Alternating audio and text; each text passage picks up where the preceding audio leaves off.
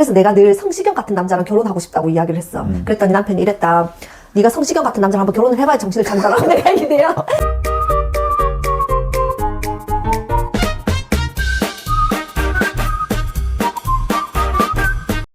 남편, 재력가, 미모와 학벌을 읽을 수 있는 게 있대. 그게 있다고? 난 미모는 아무리 수술을 해도 나는 타고 태어난 예쁨을 가진 아이들을 이기지 못하더라고. 학벌 역시 그래. 유전적으로 좋은 유전자를 받고 태어난 똑똑한 아이들이 가진 학벌을 내가 못 이기겠더라고. 재력은 어때? 부모 복불복이잖아. 내가 태어나봤더니 나는 부잣집에 태어나지 않았어. 이것도 내가 이길 수 없더라고. 그런데 재력과 미모와 학벌을 이길 수 있는 거, 그리고 내가 선택할 수 있는 게 있대. 그게 뭘까? 나는 지혜라고 생각했다. 지혜도 맞는 것 같아. 지혜, 즉 태도래. 태도는 내가 결정할 수 있고 선택할 수 있대. 미모도 내가 선택할 수 없었고, 타고난 인지적으로 똑똑함도 내가 선택할 수 없었고, 우리 부모의 타고난 재력도 내가 선택할 수 없었지만, 내가 선택할 수 있는 유일한 건 태도라는 거야. 태도는 남편이 말한 것 같은 지혜도 포함이 되겠지. 나의 말투, 나의 표정, 그리고 나의 친절함. 이런 모든 것들을 내가 선택할 수 있더라는 거야. 태도는 내가 결정할 수 있다? 이 말이 너무 마음에 드는 거야. 그래서 나는 어떤 태도를 가지길 희망하냐면, 나는 친절한 사람이 되기를 원해. 되게 재미있는 실험을 봤는데, 식당에서 자영업을 하시는 사장님들에게 어떤 말을 들었을 때 가장 기분 좋은 호르몬이 나오는지를 실험을 한 거야. 수고하세요. 이거 뭐게? 우리는 의뢰 수고하세요라는 말을 가장 많이 하잖아. 많이 쓰지. 그런데 사장님들 어떻게 생각하시는지 아니? 지금까지 수고했는데 계속 수고하라고 하네. 이렇게 생각하실 수 있다는 거야. 그동안 나도 수고하세요라는 말 진짜 많이 했는데 이런 생각이 들더라고. 두 번째로 기분 좋게 하는 말은 뭐였게? 감사합니다. 감사합니다. 고맙습니다. 이런 이야기래. 근데 가장 기분 좋게 하는 말은 뭐게? 뭐지? 맛있게 잘 먹었습니다. 너무 맛있게 잘 먹었습니다. 이렇게 인사하는 게 사장님들에게 가장 큰 성취와 기쁨과 행복을 주더라는 거야. 내가 갑상선 수술 이후로 1년에 한 번씩 병원에 가잖아. 예전에 우리 담당 선생님 너무나 친절하신 선생님이셨는데 요즘 많이 힘들어 보이시는 거야. 그래서 이렇게 탁 들어가면 웃지 않으셔. 이번에 갔을 때 너무 대기도 많고, 나도 9시에 들어가서 12시 20분에 선생님을 만나 뵀으니까 3시간을 넘게 기다린 거지. 예약을 해도 그래. 너무 사람이 많아서.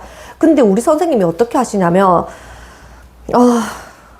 뭐 피검사도 정상이고, 뭐 이런 검사도 정상이고, 요즘에 뭐 특별히 힘든 거 있어요, 이렇게 하시면서 이렇게 차트만 보면서 이야기를 하시는 거야.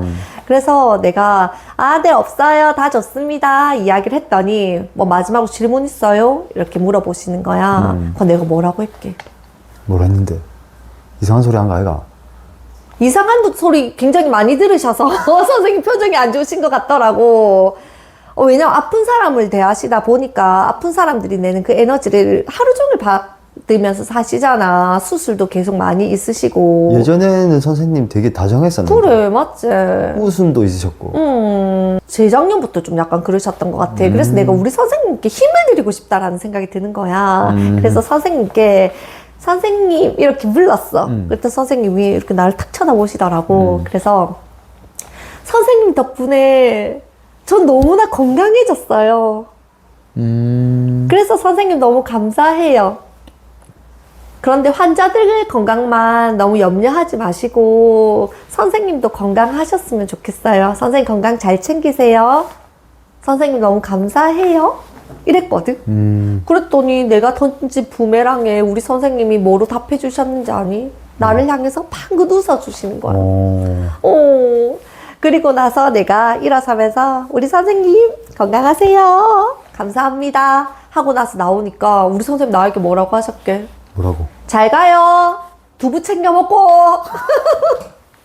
이렇게 이야기 하시는데, 진료실에서 나오는데 나도 기분이 좋은 거야. 그렇네. 그래서 난 내가 어떤 형태의 부메랑을 던졌냐에 따라서 어떤 형태의 언어로 나에게 다가오는지를 너무나 잘 아는 사람이야. 내가 요즘 유아교육과에서만 강의를 하는 게 아니라 사회복지아동보육과에서도 강의를 하고 있잖아. 언어교육에 대해서 지도를 하고 있어. 그런데 사회복지과다 보니까 성인 학습자들이 많아. 내 나이 또래가 굉장히 많단 말이야. 제2의 인생을 살기 위해서 사회복지 자격증을 준비하시는 분들인가 봐. 그래서 내가 그분들께 어떤 숙제를 내드렸냐면, 내가 어떤 형태의 언어를 부메랑으로 던졌을 때 어떤 형태로 돌아오는지를 직접 일상생활 속에서 한 명 이상의 대상에게 적용을 한 후에 그걸 발표해보자고 이야기를 했어. 오, 재밌겠네. 지난주에 너무나 재밌는 발표 내용이 있어서 내가 이렇게 챙겨왔거든. 너무 재밌어. 대상자를 남편으로 가지고 오셨어. 그러면서 사용 언어를 잘생겼네 라는 언어를 부메랑으로 던지기로 결심을 하셨대. 왜냐하면 이 선생님의 표현에 의하면 지난 30년 동안 남편이 꼴배기 싫으셨대. 꼴배기 싫은 남편이 제일 많이 하는 말이 뭐냐면, 사람들이 나한테 잘생겼다고 이야기하네. 이 이야기가 제일 듣기 싫으셨대. 본인 눈에는 하나도 안 잘생기셨대. 살면 살수록 더 안 잘생겨 보인대. 그런데 현장의 동료들이나 거래처의 식당 아주머니들께서 나보고 잘생겼다고 이야기를 해야 할 때마다 너무너무 꼴배기 싫으셨대. 왜냐하면 객관적으로 봤을 때 이 머리카락이 많이 부족하시대. 그리고 아무리 봐도 잘생김은 절대로 찾아볼 수가 없대. 그래서 늘 반응이 이렇게 시큰둥하게 할 때마다 니만 인정 안 해준다고, 니 빼고는 다 안다고, 이렇게 늘 평소에 불만을 내비치셨던 남편분이셨대. 근데 이 선생님 말을 너무 재밌게 잘하시는 거야. 근데 나의 숙제를 받아보시고, 내가 어떤 식으로 부메랑을 던져야 되냐, 잘생겼네 하는 부메랑을 던지겠다. 그래서 첫째 날에 우선 영혼을 꺼내서 저기 세상으로 보내놓으셨대. 왜냐하면 영혼을 담을 수가 없기 때문에 우선 영혼을 꺼내놓으셨대. 이런 표현도 너무 재밌지. 그러면서 이렇게 이야기했대. 아이고 잘생긴 사람, 오늘 보니까 진짜로 참 잘생겼네. 이렇게 이야기를 했대. 이런 언어를 던진 거야. 그랬더니 남편이 이렇게 홀겨보면서 해가 서쪽에서 떴나? 이렇게 시큰둥한 표정으로 이야기를 하시면서 이제서야 알아보네, 이제서야 알아봐, 이렇게 이야기를 하시더라는 거야. 자, 그리고 둘째 날이 되었다.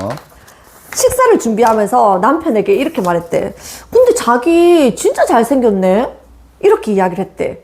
그랬더니 남편이 전날에는 약간 시큰둥한 반응이었는데 이제는 약간 싫지 않은 반응으로, 드디어 당신이 이제 바른 말을 하기 시작했네, 이렇게 이야기를 하시더라는 거야. 그런데 선생님이 느끼시기에 이 남편의 말이 평소보다 훨씬 더 부드럽게 느껴지더래. 이틀 만에? 이틀 만에. 그리고 3일차가 되었어. 이렇게 말했대. 밥 먹으러 와, 이렇게 말한 게 아니라 오늘도 잘생긴 사람 식사하세요, 이렇게 이야기를 했대. 그랬더니 딸이 이렇게 쳐다보더라는 거야. 엄마 왜 이래? 하는 그런 표정으로. 그래서 딸에게, 와, 너네 오빠 너무 잘생기지 않았냐? 이렇게 얘기했더니 딸이 정말 환하게 웃더래. 그러면서 우리 마누라 뭐 요즘에 먹고 싶은 거 없나? 이렇게 이야기를 하시더라는 거야. 그러면서 좋아하는 표정이 그대로 다 드러나더래. 그런데 이 선생님이 가장 크게 느낀 건 뭐냐면 남편이 본인에게 이야기할 때 특유의 기분 나쁜 말투가 있었대. 약간 거슬리는 말투가 있었대. 그런데 3일 차에 그 말투가, 그 특유의 쏘아대는 그 가시 돋친 말투가 부드러워진 게 느껴지시더라는 거야.